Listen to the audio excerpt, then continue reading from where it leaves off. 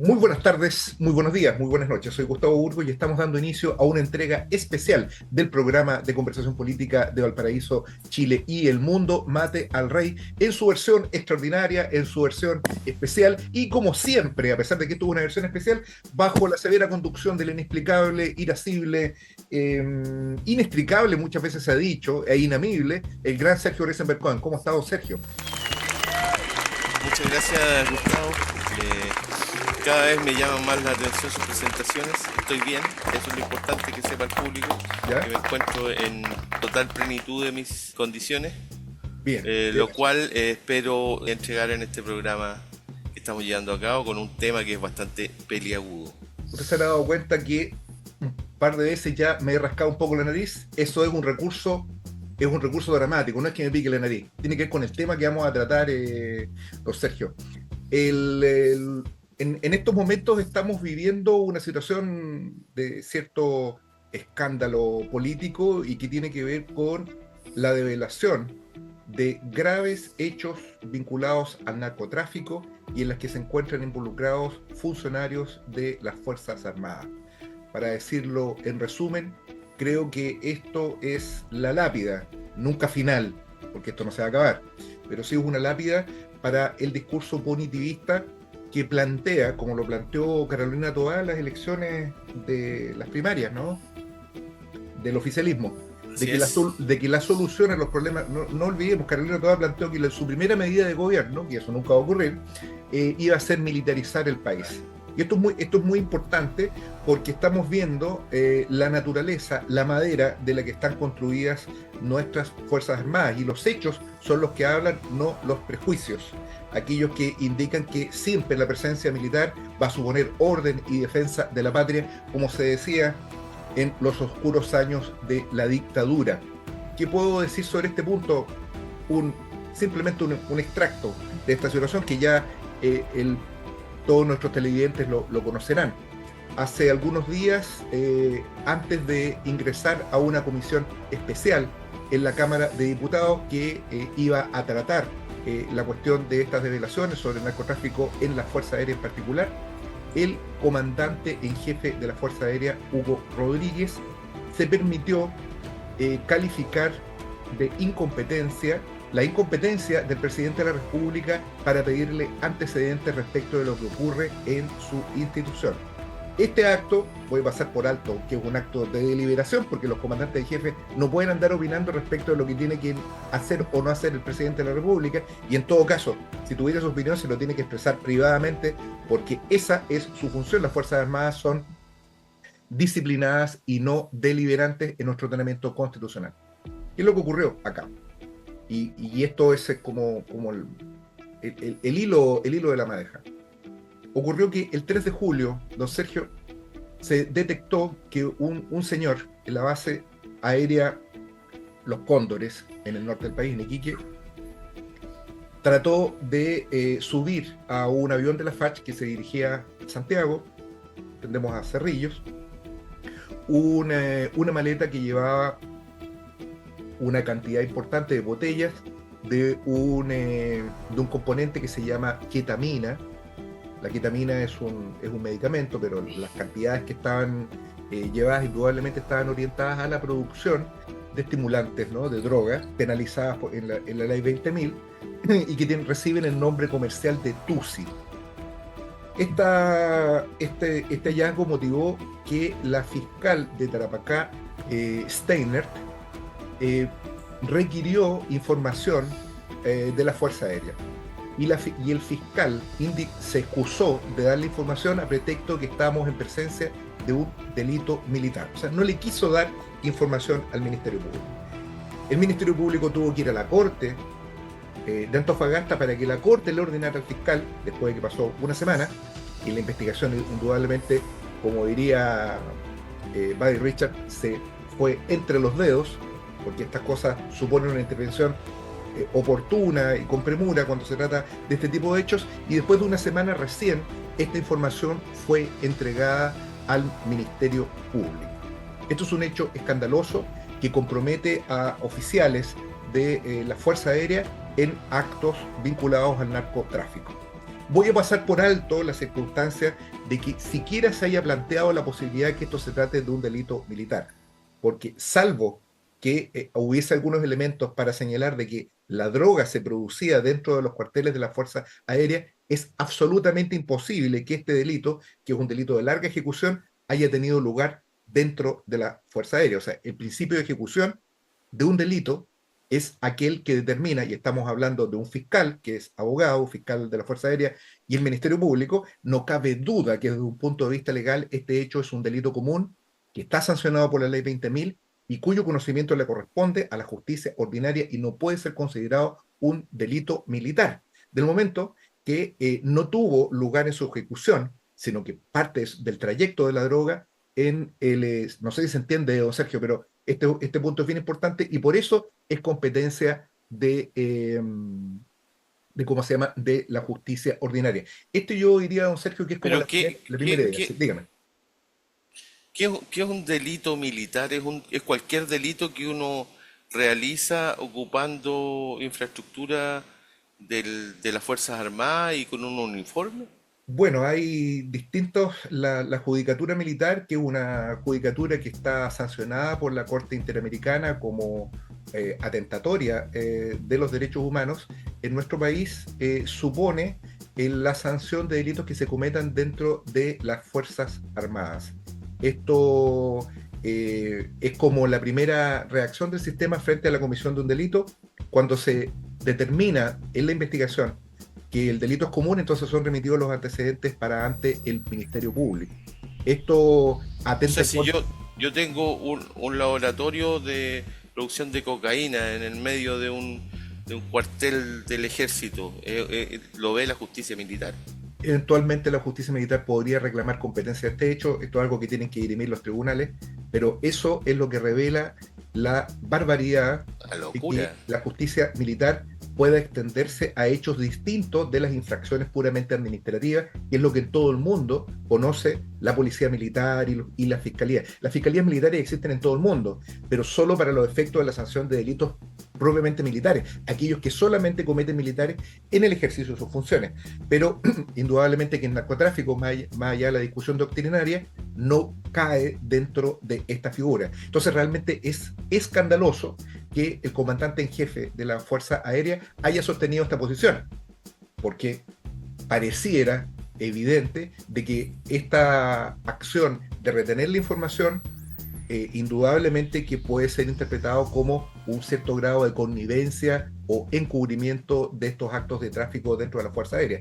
En un país democrático, don Sergio, después de una conducta como la desplegada por el comandante en jefe y después de la declaración deliberante que prestó en la Cámara de Diputados, o sea, no puede decir que él no tenía, había un momento donde él tenía que hablar que en la Cámara de Diputados esas sesiones son secretas. Las comunicaciones entre el comandante en jefe y el presidente de la República también son secretas. Atento a que no son deliberantes, por más que les sorprenda a muchas personas de la derecha, las Fuerzas Armadas no pueden opinar políticamente, ni dar ninguna sugerencia, ni opinar sobre nada, porque son obedientes y no deliberantes. Esto es algo muy importante y la circunstancia de que no haya sido destituido el comandante en jefe revela la naturaleza política de este gobierno y del régimen en su conjunto. Es como una constante esto en la democracia chilena, que la verdad es que los cuerpos armados, como le llaman, tienen una cierta autonomía. No es novedad, no se ven, digamos, bajo la supeditación del poder civil. Incluso con Piñera, yo recuerdo cuando Piñera habló y dijo que estaban en una guerra y el milico de al lado le dijo que no, entonces, bueno, ¿quién manda? Parece ser que es otro de esos cuentos que le han metido a la gente en la cabeza de que Chile es una democracia, porque hace agua por todas partes. Los institutos armados, al parecer, no están bajo la subordinación civil, en Efectivamente, absoluto. y esto es aquello que ampara todo este discurso punitivista de que la solución al problema del narcotráfico, la solución a todos los problemas de orden público, se resuelven poniendo a los militares en la calle. Ese es el fondo del discurso de todo el régimen. No solo la derecha, también el oficialismo y el gobierno sostienen esa misma concepción. Cuando se le preguntó a la candidata actual del oficialismo, Janet Jara, si iba a mantener los estados de excepción, que ya de excepcional no tienen nada, y ella dijo que sí, O sea, este concepto de militarizar la sociedad tiene que hacerse cargo de esta realidad. Y sabe, quiero contarle otra idea, don Sergio, que también me parece importante. Este no es el único hecho. Casi una semana después se encontró 400 gramos en ovoides de pasta base en un camión utilizado para transportar a personas que ingresaban ilegalmente al país en la zona de Colchane. Esto en dependencias del ejército. Se detuvo algún O personal. sea, un delito sobre otro. Un delito sobre otro. Esto ocurrió en dependencias del ejército. También, y esto unas semanas antes, se detectó un grupo de una unidad acorazada llamada, en este momento no lo recuerdo el nombre exacto de una brigada acorazada que también está ubicada en el norte y que tiene asiento también en la zona de Colchane y que está desplegada para controlar precisamente la cuestión de la inmigración ilegal. Se detectó, y esto fue la misma fiscal Steiner que está a cargo, todo esto estamos hablando de la zona de Tarapacá, de la región de Tarapacá, que se han realizado más de 10 viajes con cocaína desde una cantidad que no se ha logrado determinar, desde el norte del país.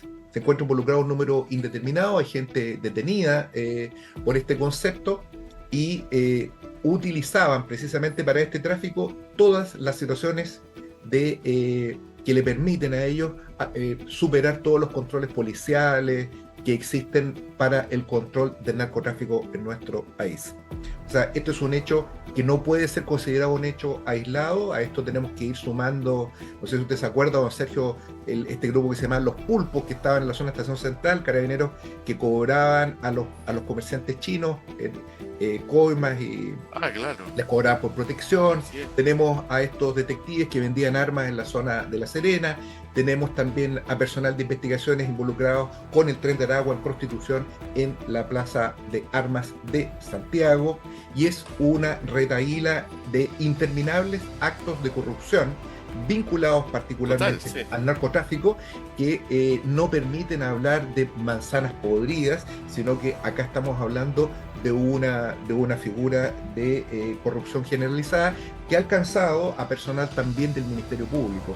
Hay distintos funcionarios, todas estas informaciones se mantienen en reserva, pero nosotros hemos tenido acceso a dicha información de que hay precisamente personal también del propio Ministerio Público, ¿no? Hay gente que ha sido condenada como resultado de su connivencia en actos de narcotráfico. La brigada se llamaba la Segunda Brigada Acorazada Cazadores. Cazadores, base en Colchane y en Pozo Almonte. Exactamente. Si le ponen siempre unos títulos así, pero ¿qué andaban cazando? Andaban cazando cocaína. Yo lo que solamente le quería, digamos, acordar a nuestro público que además los comandantes en jefe del ejército, los últimos han estado todos implicados en casos judiciales, ya no por asuntos de narcotráfico, sino que por otros delitos. Lo mismo que los directores generales de investigaciones, los generales de carabineros. Estamos hablando prácticamente de las Fuerzas Armadas en Chile son como una banda criminal. Y lo peor de todo, que son los tipos que tienen las armas y que el poder civil, que supone que debería ser algo, lo primero que propone es ponerlos a controlar todo el territorio nacional. Es increíble. Solamente mencionar, a propósito de lo que usted señalaba, la situación del último director de investigaciones que estuvo bajo medidas cautelares, ¿no? Investigado por actos de corrupción vinculados a la persona del abogado Hermosilla, ¿no? Fue destituido de su cargo precisamente por esos hechos. El alto mando de carabineros son una cantidad muy importante de lo que se ha denominado el Paco Gate. Recordemos también la investigación de Mauricio Weibel sobre el llamado Milico Gate, que tuvo y tiene en prisión a muchos altos oficiales, entre ellos investigados con distinta suerte varios comandantes en jefe del ejército. O sea, acá en modo alguno puede ser estimado de que estamos en presencia de hechos aislados, de situaciones fortuitas o de hechos accidentales, ¿no? Acá estamos hablando de una institucionalidad que, amparado en la impunidad de que están dotados por nuestro ordenamiento jurídico y que dicha impunidad se ha ido fortaleciendo. Pensemos en la ley Naim Retamal, la cantidad de facultades exorbitantes a los derechos fundamentales que impiden efectuar adecuadamente un control respecto del funcionamiento no solo de las Fuerzas Armadas, que son Ejército, la Armada, la Fuerza Aérea, sino también Carabineros, también la Policía de Investigaciones y Gendarmería, que se me había olvidado también, implicado también en tráfico de armas, ¿no? Entonces, recientemente ha sido destituido también por acto de corrupción el director general de Gendarmería. Esto es la cantidad de gendarmes en prisión actualmente. Es una información reservada por el sistema, pero que se encuentran bastante, es algo que tiene, no sé si la palabra generalizada sea exacta, pero algo bastante habitual. De hecho, resultaría absolutamente imposible que el sistema carcelario funcionara como funciona actualmente, de no mediar los actos de corrupción por parte de la institución de Gendarmería, que es otro instituto armado que actúa precisamente con un marco de impunidad desatado por parte de nuestras instituciones. Otra cosa que me gustaría, me parece interesante, es también ubicar esto en un marco histórico más general, don Sergio, porque esto no es algo que venga de ahora, sino que hay un conjunto de investigaciones. Yo en este momento me estoy acordando de un libro que es La delgada línea blanca, de Manuel Gasparini, un libro de los años 80, que revela la manera como el narcotráfico entra en Chile. Me parece que inclusive hay una serie que salió en Netflix de Escobar, ¿no? Que en uno de sus primeros capítulos... Claro, el narco, la primera que sacaron, hay un capítulo en que está este actor chileno Ñeco. que hace de un tipo que le llaman el cucaracha. El cucaracha, porque fue el único que se supone habría sobrevivido de un fusilamiento de militares en el norte, que también es una historia bastante contada a media.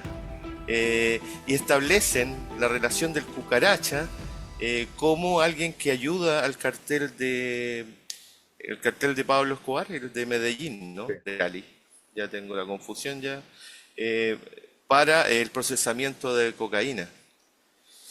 Y hay estudios, licenciado, yo creo que usted debe estar al tanto, pero probablemente los youtubidentes no están al tanto, de que se presume que Chile fue el impulso inicial que transformó la producción de cocaína de ser un tráfico menor a un tráfico ya industrializado. Hay señales de que en el complejo químico del ejército en Talagante se producían elementos para la producción de cocaína en los años 80 más o menos. De esto hay informes de la DEA, estamos hablando de no solamente una investigación periodística. El mismo ejército además anotaba cuánto producía y empezó a producir en términos de 20.000 litros de éter, que era fundamental para el desarrollo de la cocaína. Un precursor, justamente en el momento precursor, correcto, justo en el momento que Colombia empezó a impedir el ingreso de éter, porque se estaba destilando la cocaína y toda esa producción la estuvo respaldando, se supone, Chile a través del complejo del ejército químico del ejército en Talagante. Esto es durante la dictadura. Y usted no me va a creer que hay dos personajes que se cruzan en esta escena de la película, que en Chile es una película, digamos, bastante larga, es terrorífica a veces, cómica a otras, que se cruzan en Talagante, y que es ¿se acuerda usted de Uber, el que estuvo metido en el tráfico de armas a Croacia? Coronel Uber. Y claro, y con el coronel Uber, que después se pegó un cabezazo con una bala y apareció su auto quemado. Lamentablemente. Correcto. De Santiago, claro. Y ¿se acuerda usted de Berríos, el químico de la DINA? Hay informes que Berríos producía cocaína líquida. Y Berríos y Uber se cruzan en Talagante. Uber estuvo a cargo del complejo químico en Talagante del ejército entre los años 80 y 90. Incluso fue alcalde de Talagante.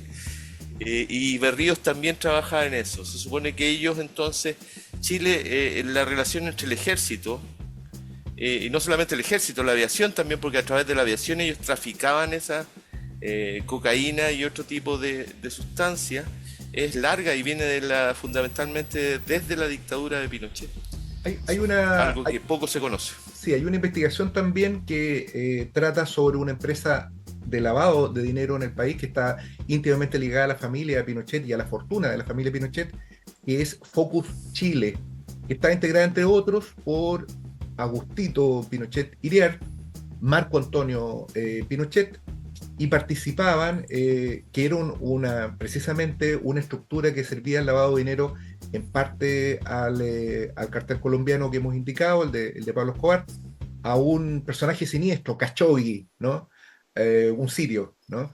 Que también participó en estas cuestiones, y un narcotraficante que se me olvida en este momento el nombre, un canadiense, ¿no? Que era la tríada que estaba detrás de esta empresa y que actuó como uno de los principales. Firmino, ¿Mm? Firmino Tavares era el canadiense. Firmino Tavares, efectivamente. Tavares era el otro de estos personajes, y que actuaron precisamente en la industria, en una etapa muy importante en los años 80, que es la industrialización de la producción de cocaína. No olvidemos, a pesar de que el sentido común hace pensar de que siempre esto ha sido proscrito, recién en los años 60, como resultado de la determinación de Estados Unidos, como consecuencia de su intervención frustrada en la guerra de Vietnam, el consumo de drogas ha sido perseguido de la manera como lo es en la actualidad, ¿no? El consumo de cocaína, de heroínas y un montón de otras drogas históricamente no han estado penalizados. La guerra en contra de las drogas comienza fundamentalmente en los años 70, y es esa guerra que criminaliza un problema social como es el de la drogadicción, ha revelado, yo creo que esta corrupción de nuestras instituciones revela de alguna manera también su fracaso en un sentido más general, porque en ninguna parte del mundo se ha puesto término al consumo de droga. Al contrario, hay expresiones de droga actualmente en Estados Unidos que tienen la característica de verdaderas epidemias, como la del consumo de fentanilo, puede ser, ese es el...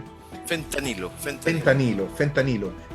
que es una droga que tiene efectos devastadores en los organismos de sus consumidores, y no hay ninguna evidencia que pueda amperar que luego de casi más de 3 décadas, casi 40 años de persecución al narcotráfico en los términos que actualmente lo conocemos, la ley 20.000 es un cortar y pegar de normas norteamericanas y que están aplicadas por orden también de Estados Unidos en todo el mundo.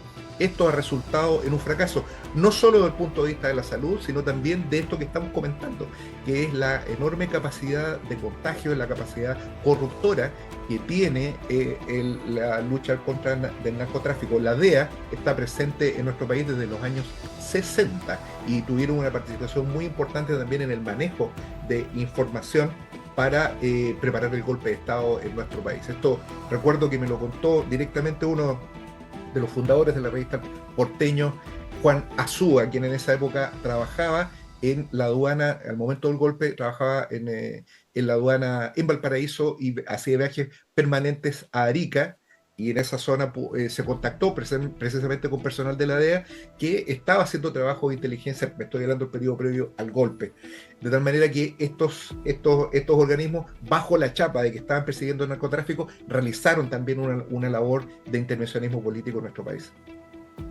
Sí, y además la CIA estuvo implicada en tráfico de drogas. Hay un, no sé, yo ahora ya no recuerdo una película que trabaja Tom Cruise, que ¿Ya? hace de un aviador que lleva droga desde Colombia a Estados Unidos. La verdad es que esa película habla de un aviador que existió y que llevaba la droga desde Colombia a Estados Unidos, en particular aterrizaba en Arkansas, cuando el gobernador de Arkansas era Bill Clinton.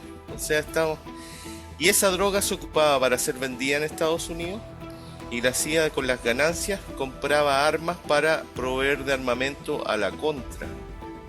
Es decir, cuando se habla de que ha sido un fracaso, en el sentido, digamos, de lo que a nosotros nos gustaría, lo Claro. positivo que sacara de esto, pero para ellos la verdad es que ha sido no ha sido lo contrario, un fracaso, es un muy buen negocio. Se habla de que la producción, por ejemplo, de opio, mientras estuvo las tropas norteamericanas en Afganistán, creció en más de un 300%. Sí, yo quisiera hacer una precisión, don Sergio. Es un fracaso desde el A ver, punto de vista de sus objetivos declarados. Ha fracasado en poner término al narcotráfico. Ha fracasado en poner término a, a la drogadicción en sectores importantes de la sociedad. En ese sentido ha fracasado.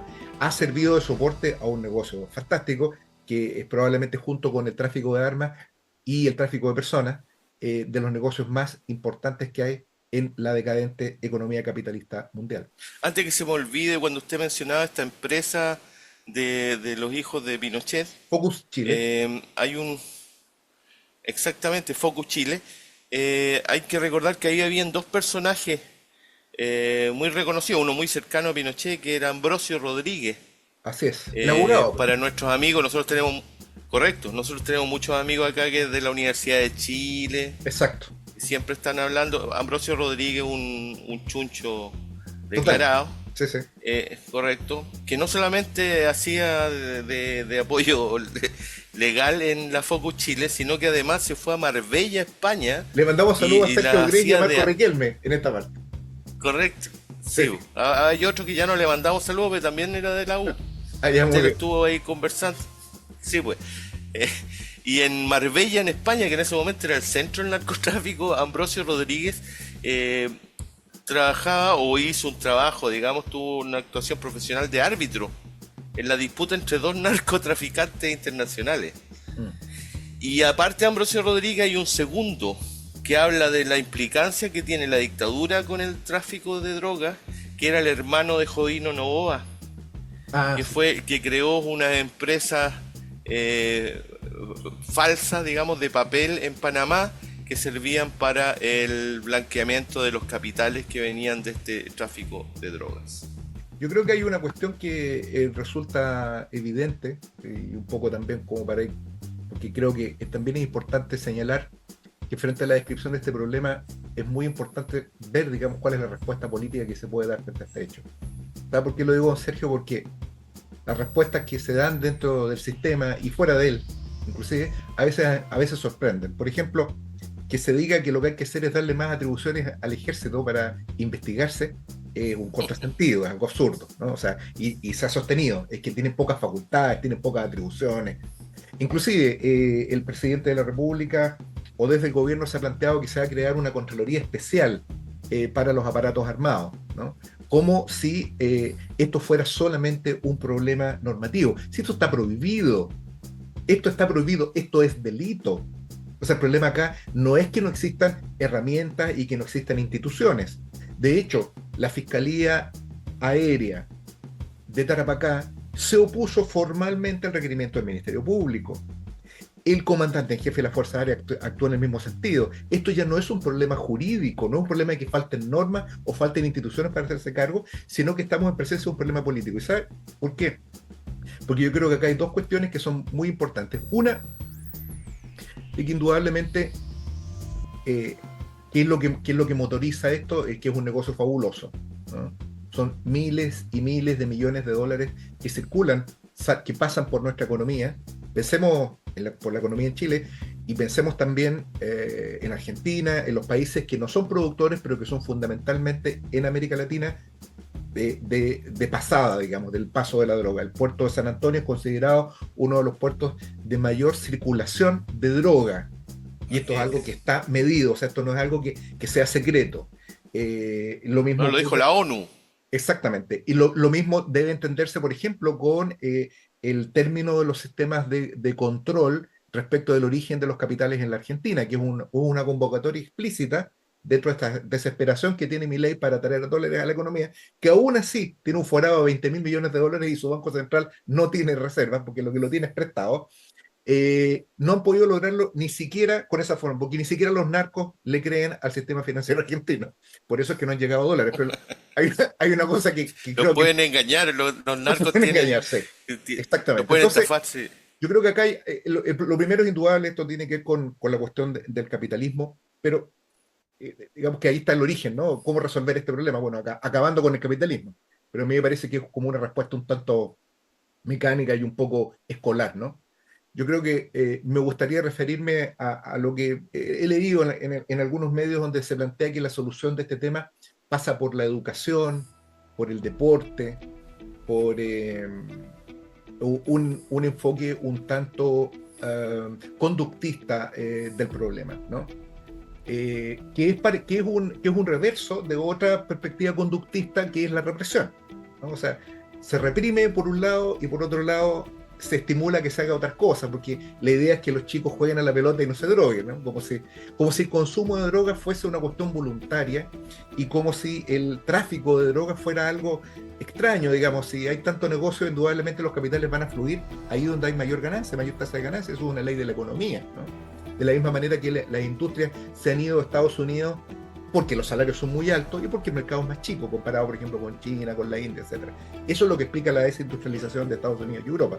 Acá son reglas de la economía que son brutales. Por un lado está eso, pero también está el otro problema que yo creo, don Sergio, que no se ha considerado, y en este sentido quiero citar un trabajo que aún no ha sido editado, pero que me llegó personalmente, de Iván de Rementería, que ha estado en este programa. Iván es uno de los expertos en temas de drogas, uno de los más grandes productores de material de análisis sobre este tipo de problemas. Y él lo que plantea es algo con lo que yo comparto totalmente, que acá hay algo y voy a usar una palabra que a usted le gusta mucho, se la ha escuchado un par de veces, don Sergio, está invisibilizado, hay algo que está invisibilizado acá. No sé de dónde sacó esa palabra usted, pero bueno, yo lo voy a utilizar. Y es la idea de que esto en realidad lo que subyace acá es un problema de salud pública y particularmente de salud mental de la población. El consumo de drogas debe ser entendido como una automedicación y el abordaje del problema del consumo de drogas es primero, sí, solo sí, un problema de salud mental. ¿Y qué es lo que ocurre en nuestro país? No hay hospitales psiquiátricos, o los que hay pueden ser considerados hospitales psiquiátricos. El Peral es un hospital que data de los años 30, creo que tenían de esas duchas con agua congelada y a punta de palos y electroshock, digamos. El Peral, no sé si usted, bueno, obviamente usted no ha estado nunca ahí, pero ha pasado seguramente por el frente, ¿no? En Santiago, es un hospital bastante vetusto. Está otro, el Horowitz, que está en... ¿Habrán rehabilitado a alguien alguna vez en el Peral? Quizás sí, y uno tiene una mala imagen, pero a mí me daba la idea de que los locos se iban ahí a morir, no va a dar vuelta en el patio y no tenemos en nuestro país una red de salud mental que pueda siquiera ser considerada una red. Tenemos algunos hospitales que están a medio morir saltando, acá en El Salvador, acá en Valparaíso. Hay muy pocos hospitales psiquiátricos. Esto es tan grave que, por ejemplo, cuando se condena a personas que son inimputables, no hay dónde llevarlos. Y esas personas quedan en libertad simplemente porque no hay instituciones que se puedan hacer cargo de aquello que mandata la ley, que es meterlos en una institución donde los rehabiliten. ¿Qué es lo que hacen? Los meten en algunos hospitales y los dejan amarrados dentro de algunas piezas que están en las bodegas de los hospitales. Esto no es una película de terror, don Sergio, esto es la verdad del sistema de salud pública en Chile. Esto es un aspecto que no tiene nada que ver con la educación, que no tiene nada que ver con el deporte, que no tiene nada que ver con crear normas más draconianas, de cortarle la cabeza, las manos a la gente que anda traficando. Eso se ha demostrado que no sirve. Acá hay un primer problema que tiene que ver con un problema de salud. Y resuelto ese problema, claro, necesariamente después de 4 décadas de punitivismo, yo creo que es el momento de hacer una evaluación si esto ha servido de alguna manera para acabar con el consumo y con el tráfico. Por supuesto, con el tráfico no lo ha logrado. Y los problemas, las externalidades, como se dice en el campo, que genera el consumo de drogas en el aparato productivo son tremendas. Y fíjese, aquí voy a decir una cosa, una última cosa. Soy consciente que he hablado mucho, pero quiero señalar lo siguiente. No hay ninguna norma en el sistema privado que permita proteger a los trabajadores, por ejemplo, a los que manejan, a los pilotos de los aviones, de los barcos, de los ferrocarriles, no hay norma que permita controlar el consumo de drogas en el sector privado. No existen. Los reglamentos internos pueden establecerlo, ni hay tampoco una política orientada, que es lo que debería ser, a la rehabilitación de los drogadictos. No hay políticas públicas que estén orientadas precisamente a a hacerse cargo de este tema, que es un problema de salud tremendo. Yo no sé si ustedes acuerdan, don Sergio, yo estuve en el colegio en los años 70. Yo estaba en el colegio y llegaron unos detectives y empezaron a hablar de la Mary Jane, dos detectives. Y yo estaba, creo que en quinto Ya. básico, una cosa así. Yo no entendí nada porque no sabía de qué se trataba, ¿no? De hablar con un lenguaje bastante carcelario los detectives. Y dejaron un letrero donde se veía la cara de una persona feliz al comienzo y después la cara se iba destruyendo cada vez más y explicaba que eso era el efecto del consumo de droga. Aparte de ese letrero, y aquí quiero ser pero súper estricto, no he visto que ese letrero tiene que ser el año 75, una cosa así, mientras estaban produciendo droga los amigos de Pinochet, no ha habido Sí. no hay política de salud pública sobre este tema. ¿Y qué opina, para ir directo así al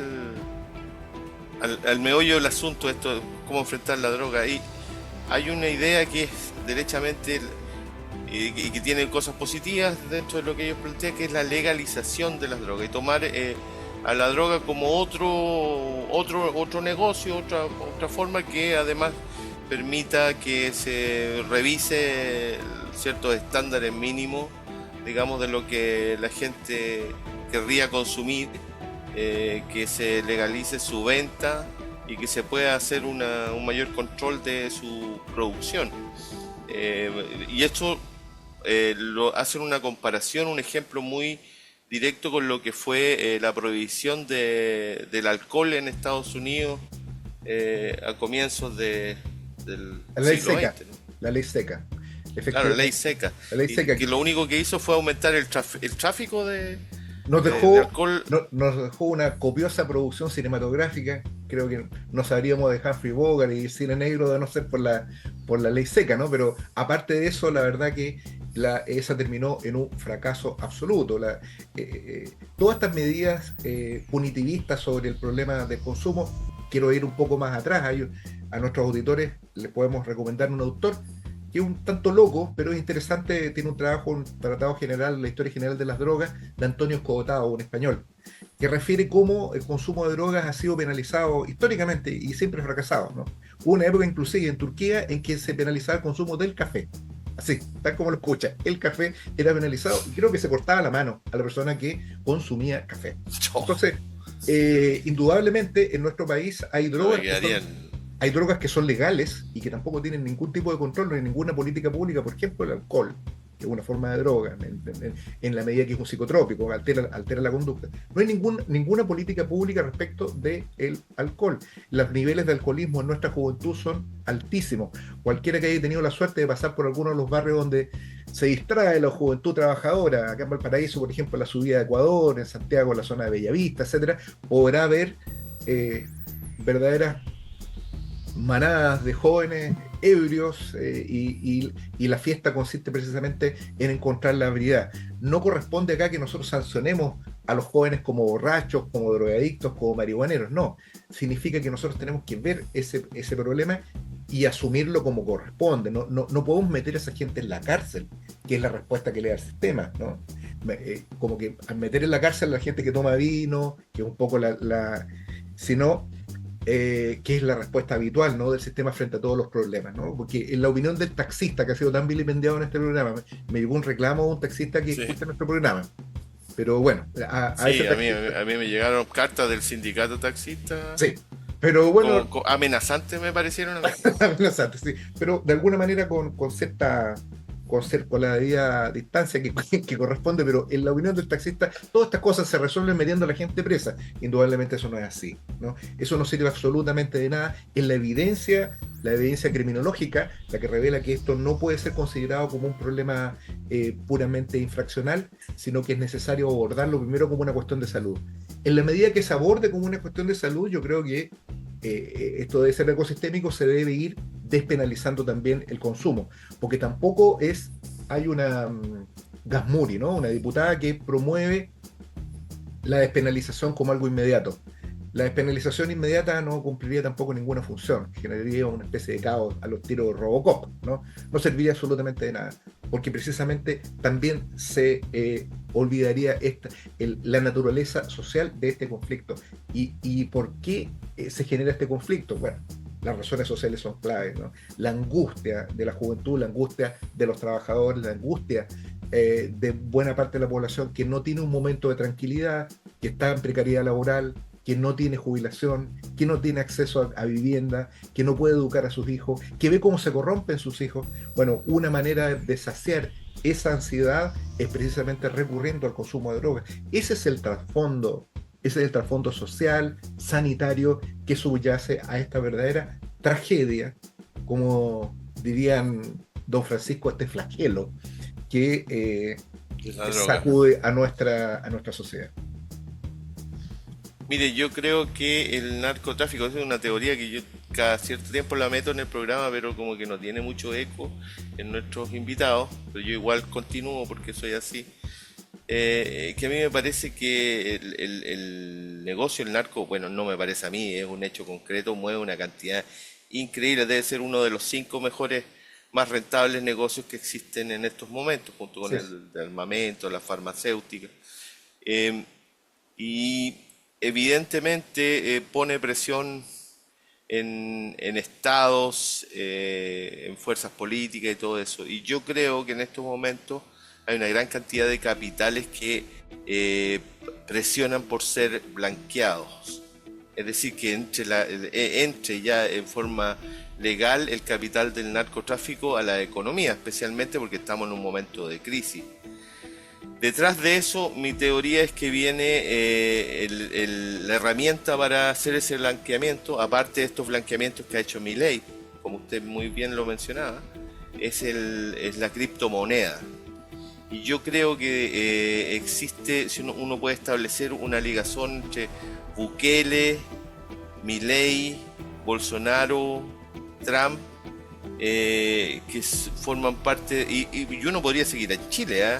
Y ahí está Kaiser, por ejemplo, de un sector, una línea de la burguesía, de una especie de lumpenburguesía internacional que está presionando por la instauración, la legalización de la criptomoneda, porque detrás de ella vendría la inyección de capitales del narcotráfico, y además por esa vía empieza a tener conflictos con lo que es la burguesía tradicional o la burguesía financiera, que son los conflictos que vemos entre Bolsonaro y Lula, por ejemplo, cuando ambos son capitalistas y bastante neoliberales, pero hay un conflicto ahí que está en ciernes, que es lo mismo que ocurre en Argentina, y lo que estamos viendo en Salvador, lo que estamos viendo en Ecuador también.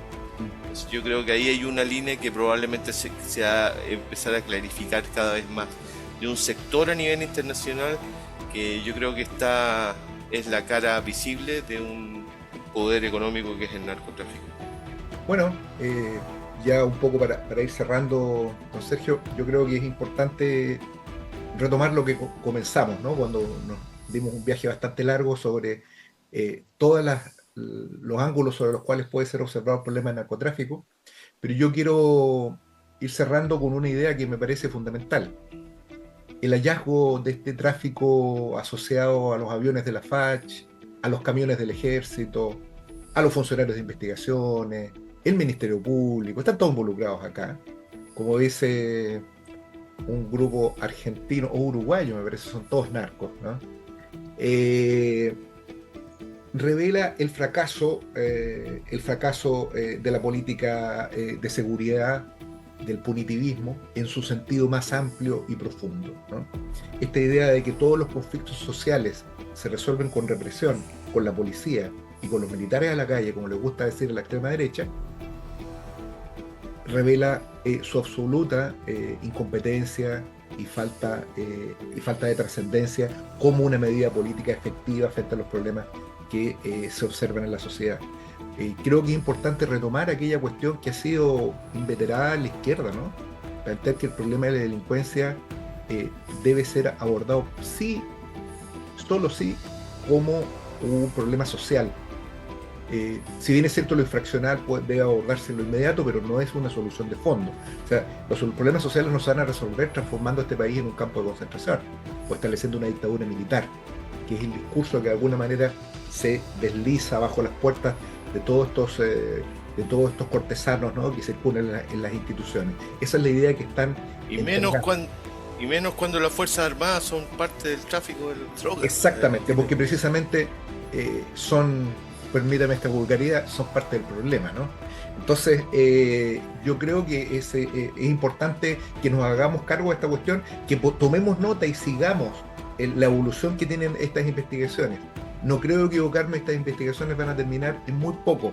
Seguramente el personal de más baja graduación va a terminar en la cárcel, como ocurre siempre en todo este tipo de historias, pero los grandes responsables de este asunto, y no temo equivocarme, que existe responsabilidad política objetivamente por parte del comandante en jefe de la Fuerza Aérea, quedarán en la más completa impunidad, como terminarán también los grandes jefes que son los responsables políticos del funcionamiento de sus instituciones. Sí, yo para cerrar también y para recordarle porque a veces tenemos público, yo creo que jóvenes que están un poco desorientados de derecha, ¿ah? Que ven el programa, lo cual es bueno, digamos, es bueno que también traten de ver otra posición y que de alguna forma a veces les inventan que la dictadura era tan buena, que no habían delitos y todo, y lo que ocurría era que el delito, el Estado entero y todas sus instituciones estaban al servicio del delito en el narcotráfico. Y recordarles que fue Manuel Contreras, en declaraciones ante fiscales en tribunales de justicia, que acusó y denunció que la familia Pinochet se hizo millonaria a través del narcotráfico. Y además en el caso Rix, el juez Sergio Muñoz, que ahora está en bajada, logró establecer que mucho del dinero oculto en el Banco Rix provenía de la venta del éter producido en el complejo químico Talagante del Ejército. El Ejército y las Fuerzas Armadas, muchachos, han estado, se lo decimos a estos jóvenes, no son ningún garante de ninguna legalidad, sino que son garantes de un mayor encubrimiento. Es poner el gato al cuidado de la carnicería. Ya que usted saca frases así, yo le repito con una... Qué metáfora más elegante, don Sergio. Bueno, inclemencias de la producción nos obligan a cerrar este programa especial volcado a este hecho absolutamente de coyuntura. Invitamos a quienes nos han visto a que compartan estos contenidos, a que los difundan, a que los comenten lo posible elogiosamente, y si no es posible que sea de manera elogiosa, quizá con la debida altura de miras, en el entendido que aquellos contenidos que se vierten a través de este programa no están muy lejos de ser verdades reveladas, sino que son el insumo del debate que hace al debate político de la izquierda de los trabajadores, los cuales nuestro programa Mate al Rey aspira a conformarse como una barricada. Así que, bueno, muchas gracias, don Sergio, ha sido un agrado en este programa un poco silente. Ya vamos a volver al costado de la cancha con Marcos Riquelme y volvemos también con novedades, ¿no? Tenemos una sorpresa que ya está más o menos armada, que todavía no está totalmente definida, pero vamos a tener novedades, así que nos vemos la próxima semana en lo posible, y a decir si Dios me permite. Así que bueno, sí. Nos vemos entonces. Muchas gracias a los comentarios que está dejando la gente, pero yo les pido que no me aplaudan tanto porque está creciendo los roces al interior del programa. Nos vemos, chao, chao.